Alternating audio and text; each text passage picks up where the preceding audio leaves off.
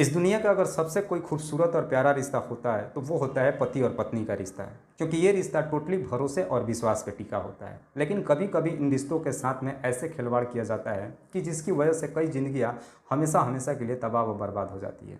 आज की भी कहानी में बिल्कुल कुछ ऐसी होता है, जिसमें एक पति और पत्नी के रिश्ते को इस तरीके से तार तार किया जाता है कि जिसकी वजह से न सिर्फ कुछ लोगों की ज़िंदगियां बर्बाद हो जाती है, बल्कि एक व्यक्ति हमेशा हमेशा के लिए ये दुनिया छोड़ के चला जाता है। वाकई में दोस्तों, आज की जो कहानी है, इसे सुनने के बाद आप भी कहीं ना कहीं सोचने और समझने पर मजबूर हो जाएंगे कि भला इस दुनिया में किसी भी इंसान के चेहरे को अगर पहचानना हो तो हम कैसे पहचानेंगे। नमस्कार, आदाब, मैं हसमुद्दीन और आप देख रहे हैं सफ़र क्राइम तक।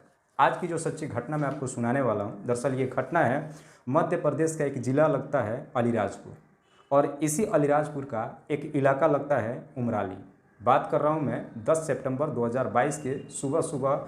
उमराली के अंतर्गत एक नदी पड़ता है, अनखड़ नदी, जिसमें बच्चे जब सुबह सो करके उठते हैं सब के सब नहाने के लिए जाते हैं। सब बच्चे बड़ी खुशी के साथ उस नदी में कभी गोते लगाते हैं, कभी एक दूसरे के ऊपर कूदते हैं।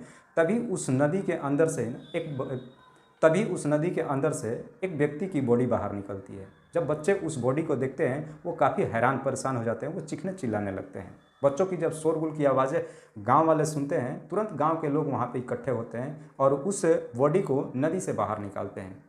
और जिस व्यक्ति को बाहर निकालते हैं, गांव के तमाम लोग तुरंत ही उस व्यक्ति की पहचान कर लेते हैं, क्योंकि वो व्यक्ति कोई और नहीं बल्कि उमराली का ही एक गांव लगता है रतीफलिया।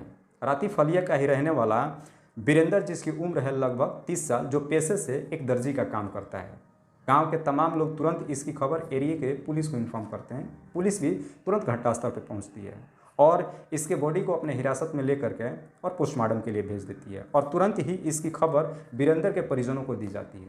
वीरेंद्र के परिजन भी जब थाने पहुंचते हैं, उस बॉडी को देख करके शिनाख्त कर लेते हैं। लेकिन पुलिस जब इसके बारे में पूछताछ करती है तो घर वाले कहते हैं कि साहब, आज से 2 दिन पहले यानी कि 8 सितंबर को वीरेंद्र और उसकी पत्नी कविता एक साथ किसी काम से शहर के लिए निकले हुए थे। हमें सिर्फ यही बता के गए थे कि हम किसी काम से शहर के लिए जा रहे हैं, तुरंत हम वापस आ जाएंगे। हमें लगा कि दोनों साथ है, लेकिन आज हमें वीरेंद्र की हालत इस स्थिति में देखनी पड़ रही है। पुलिस उनके घर वालों से पूछताछ करते हुए कहती है कि क्या तुम्हें किसी के ऊपर शक है? तो घर वाले एक बड़ा ही अजीब जवाब देते हैं। कहते हैं कि साहब, हमें शक है, क्योंकि इसी रतीफलिया का ही एक व्यक्ति है जिसका नाम है जिसान, जिसके पिछले कई महीनों से कविता के साथ में लव अफेयर चल रहा होता है।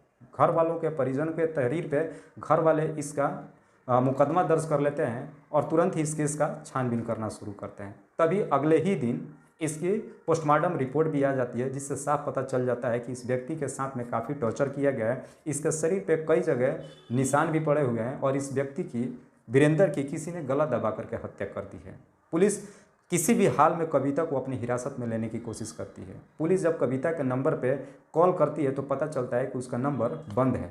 पुलिस किसी भी तरीके से जिसान के उसके आशी के घर पे भी पहुंचती है। जब उसके बारे में पूछताछ करती है तो पता चलता है कि जिसान भी पिछले 2 दिनों से लापता है। जिसान के भी नंबर पे पुलिस कॉल करने की कोशिश करती है तो उसका भी नंबर स्विच ऑफ बताता है।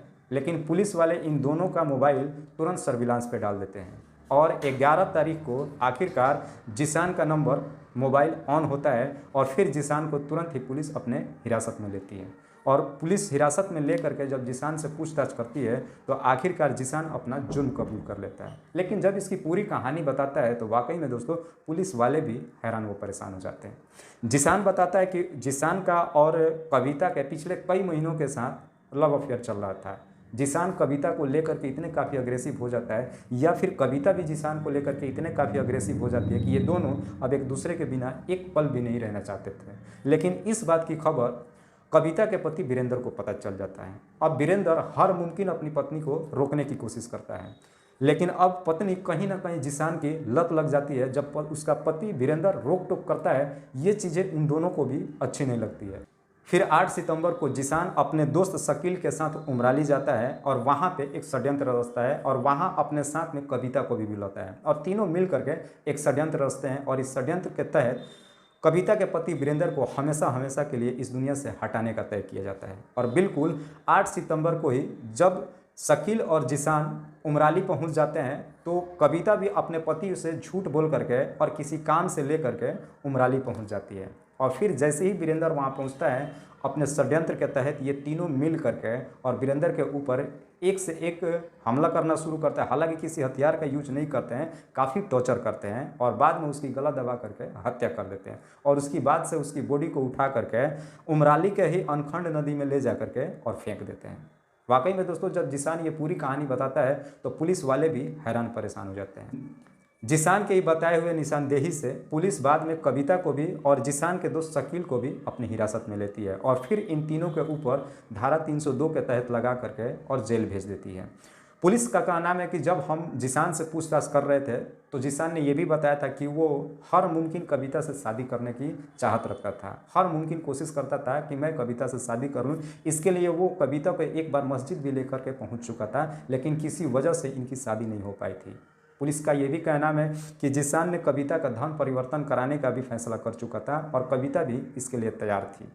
हालांकि पुलिस ने अभी इन तीनों को हिरासत में लेकर के और जेल भेज दिया। देखना है अब ये कि आखिरकार पुलिस अब इनका चार्जशीट कब तैयार करती है और कोर्ट से इन्हें सज़ा क्या मिलती है। दोस्तों, इस कहानी को सुनाने का उद्देश्य मुझे किसी को परेशान नहीं करना है, किसी को तकलीफ नहीं पहुंचाना है, बस आपको बताना है आप जहां भी रहें सुरक्षित रहें और अपनों का ख्याल